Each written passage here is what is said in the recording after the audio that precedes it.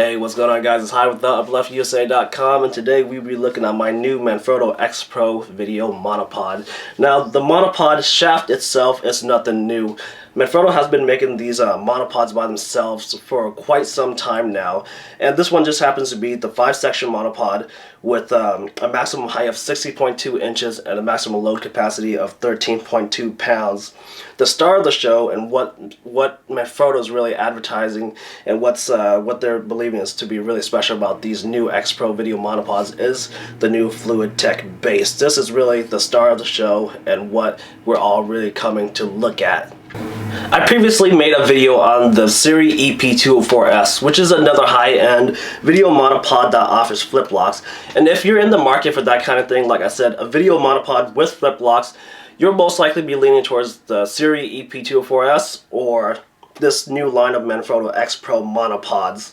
And in that video, my main concern with the Manfrotto monopods, and the main reason why I leaned away from the Manfrotto XPRO line was because on the Series, on the upper pan handle, there's actually a lever that lets you release it and the whole top section can pan by itself. My main concern with this monopod was that pretty much all your movement as far as panning, tilting, everything is within the base. Once you release the base, the whole thing moves by itself. And I was concerned that once you release it and you want to pan, as you can see, like, it's very hard to only pan and not tilt just because it's all released at once. As you can see, like, I'm trying very hard to just pan, but there's always some movement. This is exaggerated, but there's always some movement in like this sort of direction. Although it's very minimal, it is apparent in my hand right now. I can see it. And that was my concern. Like I said, the Series has a lever or a knob that lets you just release the top section by itself. And if you were previously worried about that too, I did not know this. Nobody kind of said this in their videos or anything, but the Manfrotto monopod actually doesn't lock down completely. Although this lever locks down the bottom Fluid Tech base, this section right here that separates the shaft and the base is actually loose. You can never lock this down from my experience. As you can see, the base is locked down. It's not moving anywhere, but I can still pan. So that kind of solves the issue with if you only want to pan and you don't want to tilt at all. That is possible on this monopod. So really the question is now, which monopod should you buy? The Series EP204S or one of the new line of Manfrotto XPRO monopods, which they do have a lot of them with flip locks now.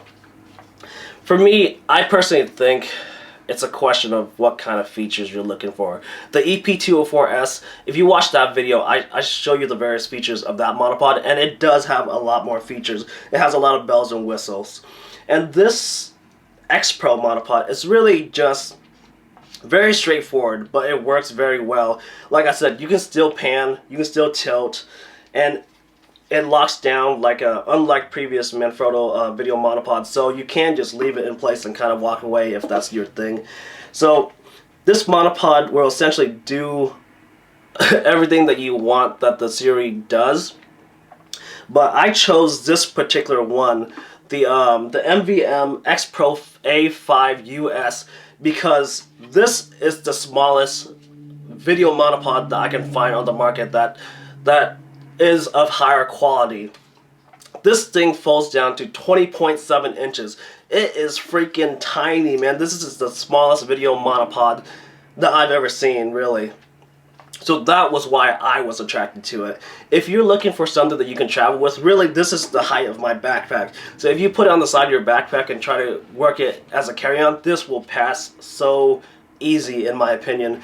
The Series is another 3 or 4 inches higher, I believe, so it might still, it's still very small. Like I said in the video review that I made for the Series, it is a very small monopod, but this is another 3 to 4 inches smaller, so this one is the one to go. But if you're looking for a monopod that goes very high, like I said at the beginning, this monopod only reaches 60.2 inches, so it's about 5 feet tall. And you know, like obviously with your head and your camera on there, it'll get like 5.5, maybe a little bit under 6 feet, but still, like if you're shooting over a crowd, that might be difficult with this monopod. Of course, they do have other options that goes very high, I think up to like 70 inches, but obviously they don't fold down to 20.7 inches. So it's really a question of what you're trying to do. You got to really think ahead. Do you want something that's small and compact that can travel, or do you want something that can reach very high? That's really the problem with the Manfrotto XPRO line that I'm seeing.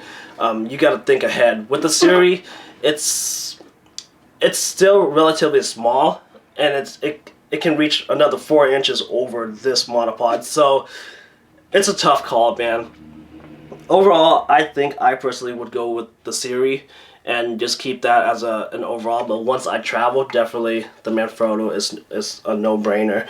I don't do too much crowd stuff, so I don't really have a problem with like trying to get over people's heads or anything like that. And there you have it. That was my look at the Manfrotto XPRO video monopod. Like I said, you can't really go wrong with the Manfrotto or the series. It's just really what you're trying to get out of it. I hope this video has helped you and you liked it. Don't forget to rate, comment, subscribe. Leave a message down below telling me what you think. Don't forget to share it. I'll see you guys in the next video.